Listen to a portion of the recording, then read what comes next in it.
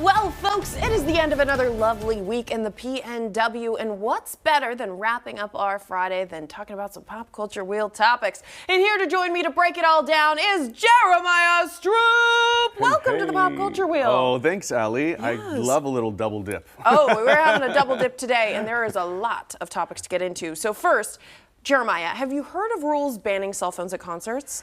You know, I've been hearing a little bit of the buzz. Okay, well, if you're a fan of pop star Sabrina Carpenter, you might want to leave your phone at home. In a recent interview with Rolling Stones, Carpenter spoke on whether she would ban phones in her concerts. She said, quote, "I can't blame people for wanting to have memories, but depending on how long I want to be touring and what age I am, girl, take those phones away." Relatable content, sister. Well, Carpenter went on to say social media and recording concerts has led to more critiques of female performers. Now, what do you think of Carpenter's statement? Have you ever been to concerts where they just ban phones? Or I feel like I've been to maybe a couple events where they like confiscate your phone, but it's very limited. You know, it's rare because people are like attached to their phones. Yeah, absolutely. But I think there's a other part of it of like just being in the moment. You know, there's folks that like will go out to dinner and everyone puts their cell phones in the center and the first one to pick it up has to pay the bill. Yeah. Or just imagine being at a concert and they've put all this effort into it and you're not like present because you're on your phone. But that's hard because you do want memories too.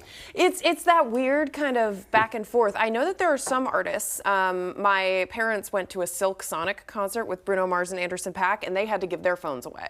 So there's some artists that are just saying, I'm not into it. And you know, I kind of get it, because when you are performing and you look out and all you see is like, I could see how that could be really annoying, to be honest. Maybe they'll get better at like providing recap coverage of concerts so people can feel like they were there even if they didn't have their phone. Yeah, I think it would be cool to like have a link if you went to the concert that only you can see like a replay or something like that. Maybe, I don't know, but I did like that dinner idea of putting the phones in the center of the table. I might use that somewhere else. And next up, Jeremiah, have you ever been told that you have a celebrity lookalike, and who? People say I remind them of Prince sometimes, but more Okay. like that's what I should be for Halloween. I don't know. I think you should pick up that costume. Well, the winner of the latest Pedro Pascal lookalike contest has a message for the star. Brooklyn dad George Gauntis won Manhattan's Lower East Side's viral lookalike contest for Pascal. Now, Gauntis, known as Pedro Pascal number 5, actually works for The Daily Show and shared a message for his famous twin on the program.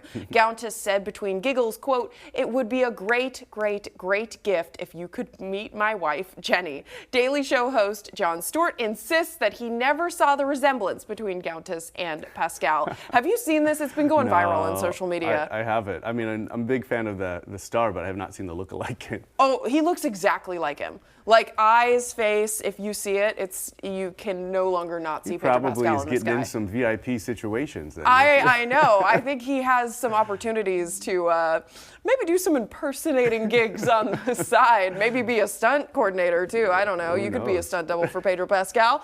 And as Mission Impossible Final Reckoning crosses the $500 million mark in box office sales, Hollywood's last movie star has his eye on another sequel because, of course, when will Tom Cruise take a break? It is never. At least that's according to Tom Cruise's friend and NASCAR legend Jeff Gordon. Jeff Gordon recently told Road and Track that when he met up with Cruise at the Mission Impossible premiere, the first thing Cruise said to him was, quote, "We're doing it. We're doing Days of Thunder 2. The original hit racing film came out in 1990. During another recent interview, Cruise hinted that a Days sequel was just one of many films he's actively working on. Now, I think instead of thinking of a Days of Thunder 2 sequel, whether it's likely to happen or not, I think the more interesting one is, when will Tom Cruise retire? Yeah. Will we ever see him retire? I think you got to realize, like, if that's your passion or it keeps you like alive and kicking, like use it or lose it, like I definitely think it's great he continues to do it for as long as he can do it. He does very active. He seems like the kind of guy that though. like hopes one of his Mission Impossible stunts is just what ends it. You know what I mean? Great like, way to go out. Yeah, he with a seems like he bang. just wants to go no. out with a bang. And I kind of love that. I love that he is so passionate about keeping movie theaters and keeping the movie industry alive, like to the behest of his own well-being. Yes. I mean, F1, the movie with Brad Pitt, just came out, so I can see how racing movies are now probably going to get a little more into the pop culture, into the zeitgeist. Yeah. But I'm kind of excited because when I heard about this movie, I've actually never seen it. So it's something that I'm like, oh, have you ever seen it? Mission Impossible, like. Oh, no. The Days of Thunder. Oh, I don't know. It sounds like we got to have a movie night. Well, Jeremiah, thank you so much for joining us here. We will be watching Days of Thunder, and we will get back to you. Yes. And guess what? More Everyday Northwest is just ahead. But do you know of a person, organization, or business we should feature on the show? We'd love to hear about it. Send us an email at everydaynorthwest@coin.com or reach out by posting a message on our social media pages. We hope to hear from you soon, and we'll be right back after this.